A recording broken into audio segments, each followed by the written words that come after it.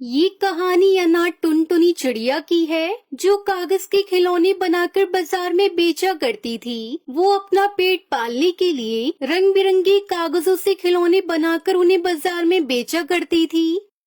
ले लो सुंदर सुंदर रंग बिरंगे कागज के खिलौने ले लो। अरे ओ टुनटुनी, ये कागज के 50 फूल तो देना। टुनटुनी कागज के इतने सुंदर खिलौने बनाती थी कि देखने वालों की नजर उन खिलौनों पर से हटती ही नहीं थी और इसी वजह से उसके सारे खिलौने फटाफट से बिक जाया करते थे। चलो अच्छा है, आज भी मेरे सारे खिलौने बिक गए। अब मैं घर चलती हूँ।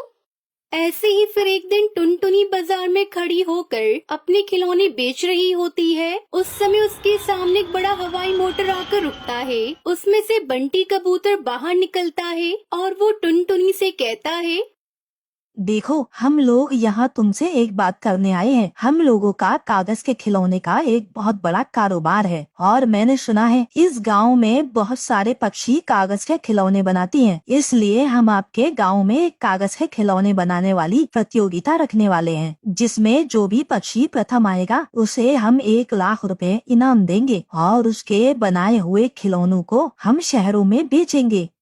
उस कबूतर की ये बात सुनकर टुनटुनी बहुत खुश हो जाती है। लेकिन हमें इनके कितने पैसे मिलेंगे साहब? अरे, अगर पूरे महीने खिलौने बनाओगी ना तो लाखों रुपए कमा सकती हो तुम।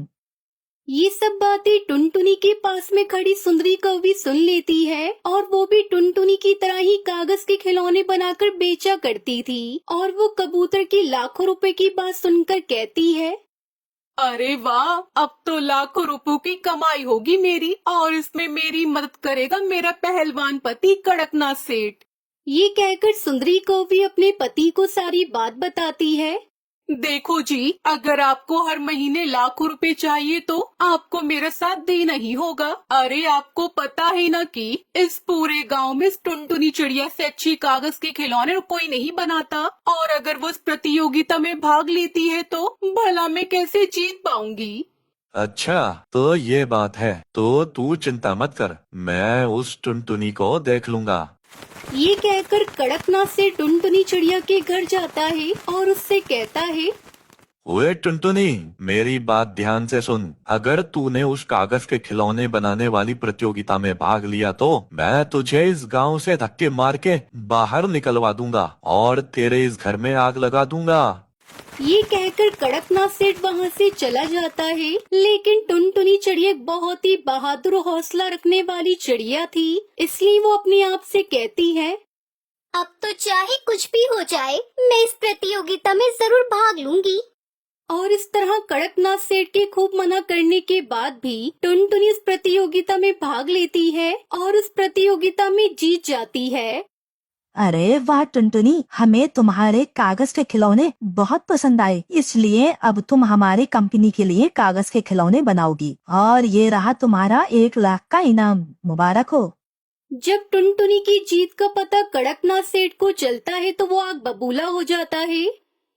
उस टुनटुनी की इतनी हिम्मत कि मेरे मना करने के बावजूद भी उसने प्रतियोगिता में भाग लिया। अब मैं उसे नहीं छोड़ूंगा। वो अपने कुछ साथियों को लेकर टुनटुनी के घर जाता है और उसके घर में आग लगा देता है और टुनटुनी के घर वापस आने से पहले ही उसका घर पूरी तरह जलकर राख हो जाता है। और अपने घर की ये हालत देखकर वो फूट फूट कर रोने लगती है।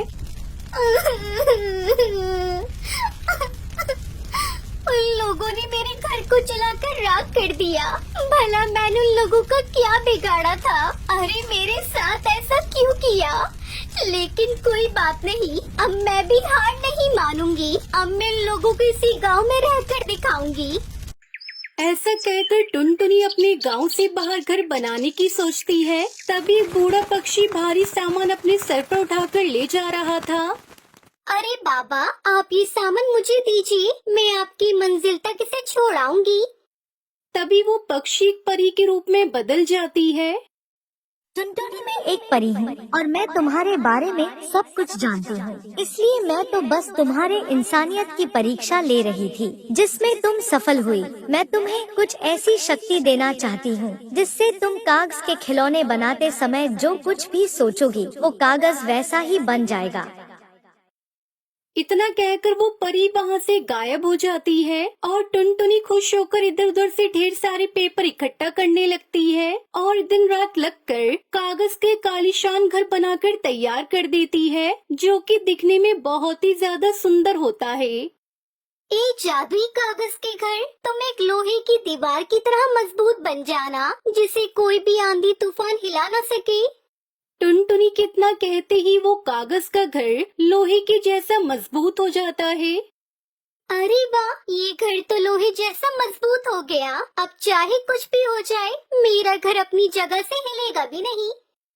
ऐसे ही कुछ दिन बीत जाते हैं। गांव में अचानक से बाढ़ आ जाती है, जिसकी वजह से पूरे जंगल में पानी भर जाता है। पक्षियों के घर भी उसमें बहने लगते हैं, सिवाय टुनटुनी के कागज के घर के।